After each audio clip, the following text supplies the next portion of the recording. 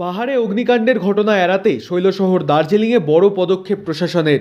অগ্নিকাণ্ডের ঘটনা এড়াতে বিভিন্ন হোটেলগুলিতে অভিযান চালাবে দার্জিলিং পুলিশ। সঙ্গে থাকবে দমকল এবং বিদ্যুৎ বিভাগ।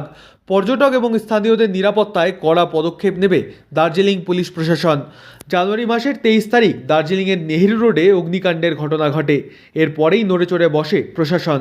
সারা বছরই পর্যটকদের ভিড়ে জমজমাট থাকে শৈলশহর দার্জিলিং। সেই অর্থে কোনো রকমের দুর্ঘটনা এড়াতে আগে থেকেই পদক্ষেপ নিতে চলেছে দার্জিলিং পুলিশ এবং স্থানীয় প্রশাসন।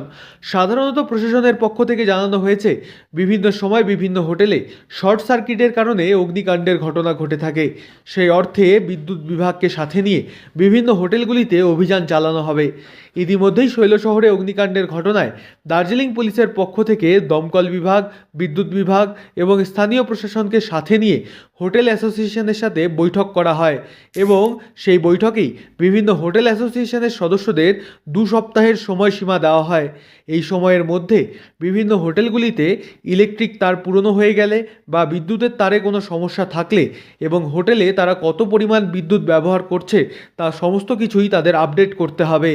এ প্রসঙ্গে দার্জিলিংয়ের এক ব্যবসায়ী দীনেশ সেদলাই জানান, বিভিন্ন সময়ে অগ্নিকাণ্ডের মতো দুর্ঘটনা এড়াতে প্রশাসনের এই উদ্যোগ খুবই ভালো। পর্যটক এবং স্থানীয়দের নিরাপত্তায় আজকের এই বৈঠক এবং সচেতনতা শিবির। ইতিমধ্যেই প্রশাসনের পক্ষ থেকে 2 সপ্তাহের সময়সীমা দেওয়া হয়েছে, যদিও তা যথেষ্ট নয়, কারণ ঠান্ডার সময় সকলেই পাহাড় থেকে সমতলে নেমে যায়। সেই অর্থে ইলেকট্রিশিয়ান পাওয়া মুশকিল। যতটা সম্ভব কাজ করা হবে। প্রয়োজনে প্রশাসনের কাছে আরও কিছু সময় চেয়ে নেওয়া হবে। প্রশাসন সমস্ত রকম সহযোগিতার আশ্বাস দিয়েছে।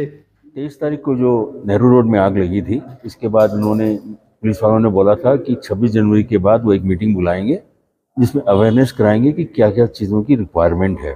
तो आज उन्होंने मीटिंग बुलाई, यहाँ पर fire department, police department and electricity department के लोग आए। उन्होंने जानकारी दी कि दुकानदारों की दुकानें काफ़ी पुरानी होती हैं, वायरिंग थोड़ी लूज़ होती है, तो रीवायरिंग, लोड कैपेसिटी ज़्यादा है तो उसको अपडेट करने के लिए, फायर सेफ्टी के लिए क्या क्या नेसेसिटी, अभी उन्होंने कहा है कि 2 हफ्ते के बाद फिर बुलाएंगे। उस बीच में क्या क्या अपडेट करने हैं उनको आप अपडेट कराने की कोशिश कीजिए। तो बेसिकली दार्जिलिंग तो एक हेरिटेज है, तो जहाँ पे बहुत सारे टूरिस्ट लोग आता है, तो टूरिस्ट का सेफ्टी के लिए इनिशिएटिव लिया जा रहा है, कैसा लग रहा है? ये tourist as well as local सबकी सेफ्टी है, क्योंकि खाली टूरिस्ट नहीं, यहाँ लोकल भी रहते हैं, और अगर कोई हादसा होता है तो उसमें टूरिस्ट के साथ लोकल भी भुक्तभोगी होते हैं। So it's good awareness they have done, and I think 2 weeks they have given. We'll try to do level best to update ourselves within these 2 weeks. অন্যদিকে এই প্রসঙ্গে দার্জিলিং মিউনিসিপ্যাল কর্পোরেশনের চেয়ারম্যান দীপেন ঠাকুরই জানান, অগ্নিকাণ্ডের ঘটনা এড়াতে এই ধরনের সচেতনতা শিবির খুবই প্রয়োজন এবং ইতিমধ্যেই আমাদের পক্ষ থেকে ফায়ার হাইড্রেনের জন্য আবেদন জানানো হয়েছে। খুব দ্রুত সেই কাজও সম্পন্ন হবে। विशेषकर आज जो पुलिस डिपार्टमेंट, फायर ब्रिगेड और म्यूनसिपैलिटी एक यहाँ पे मीटिंग किए हैं हम लोग होटेलियर्स से, और फायर सेफ्टी के लिए अब ये अवेयरनेस प्रोग्राम वेरी इंपॉर्टेंट है।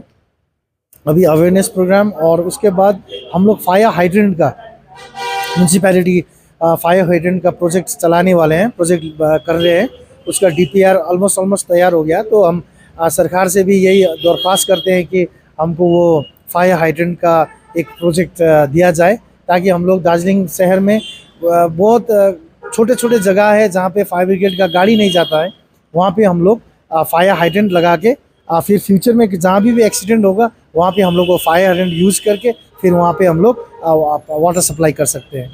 वो प्रोजेक्ट पे काम कर रहे हैं। পাহাড়ে অগ্নিকাণ্ডের ঘটনা এড়াতে বড় পদক্ষেপ নিতে চলেছে দার্জিলিং পুলিশ প্রশাসন। ইতিমধ্যেই বৈঠক করে সমস্ত হোটেল অ্যাসোসিয়েশনের সঙ্গে যুক্ত ব্যবসায়ী এবং স্থানীয়দের সচেতন করার পাশাপাশি বিভিন্ন বিষয়ে তাদের অবগত করা হয়। দার্জিলিং থেকে সুজয় ঘোষের রিপোর্ট, লোকাল 18 বাংলা।